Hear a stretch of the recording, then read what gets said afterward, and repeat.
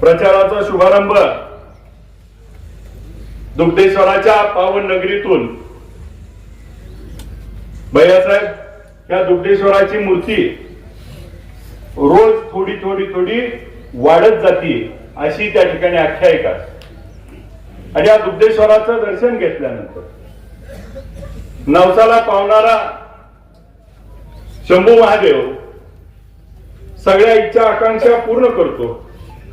मी ज्या ज्या वेळी आलो त्या त्यावेळी दुग्धेश्वरानं आशीर्वाद दिला आणि दुग्धेश्वराच्या आशीर्वादानं या विठ्ठल सहकारी साखर कारखान्याच्या निवडणुकी देखील निवडणूक लढत असताना बंद पडलेला कारखाना सुरू करत असताना मायबाप जनतेनं संधी दिली म्हणून बंद पडलेला साखर कारखाना सुरू झाला.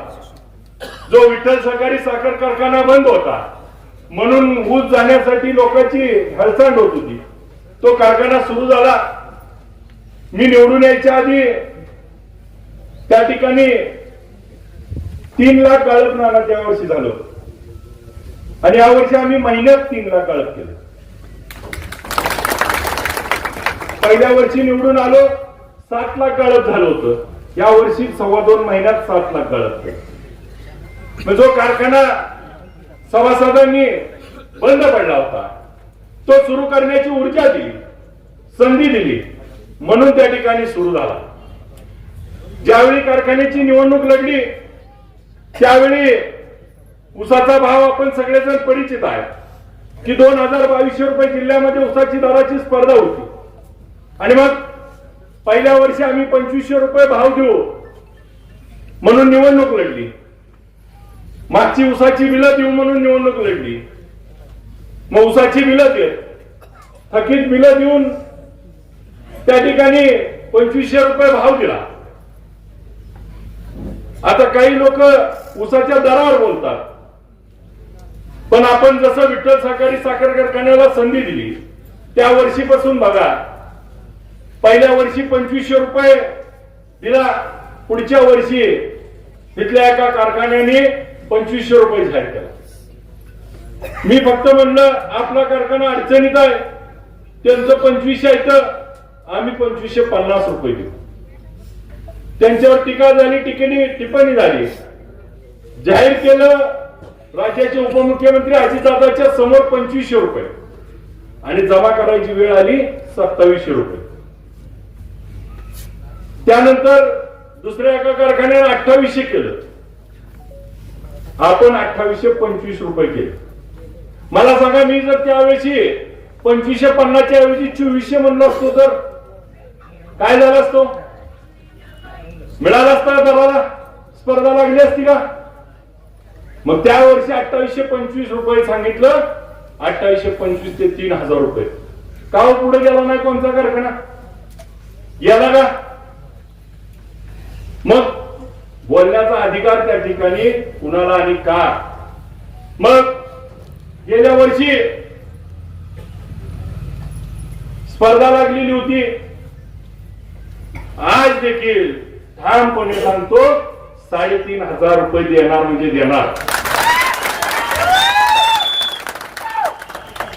आज काही अडचणी आहेत, जरूर अडचणी आहेत, परंतु जे जे शब्द दिले ते सगळे पाळले. आता गेल्या वर्षी बघा 2800 रुपये त्यांनी पहिला हप्ता दिला, आम्ही 2803 रुपये दिला.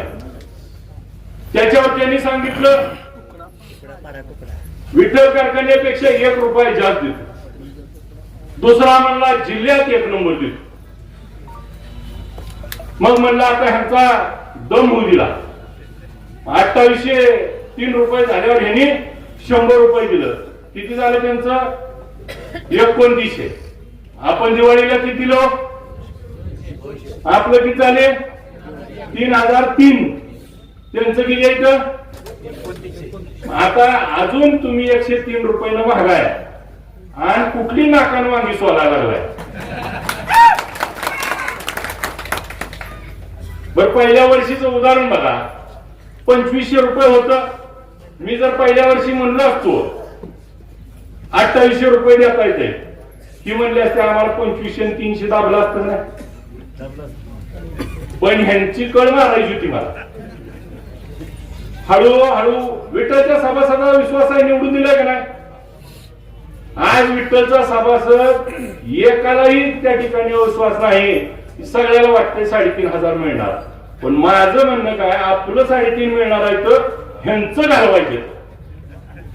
आता ह्यांचं काय आहे बघा, ह्यांचं क्रशिंग इकडल्याच किती आहे माहिती आहे का, 25 ते 27 लाख. 25 लाख क्रशिंगला 500 पैसे किती झालो, 25 पाचा 1,200. 100 रुपये अजून राहिले ना आपल्या माग, 600 रुपये 25 सकट 150 कोटी ह्यांचं जाणार आहे. माझं 30च आहे. मग माझं म्हणणं काय आहे, तुम्ही 100 केलं, मी 200 केलं. आता बारी कोणाच्या त्यांच्या का नाही, लय शेतकऱ्याचा पुळका आहे. म्हणलं उद्या 200 नाही काढलं तर बोल पुढं, तुझं घालवायचं दाजी आम्हाला. आणि त्यांच्या पार्टीच्या लोकांना हे कळत नाही, लगा घालवून तुम्हाला मिळवून देणार आहे. तिला आपल्या पार्टीला मिळणार का पैसे, त्यांचाच ऊस गेला आणि त्यांनाच पैसे मिळवून देणार आहे. आज गेल्यावर बटन तेवढं आपल्याला जाणार आहे.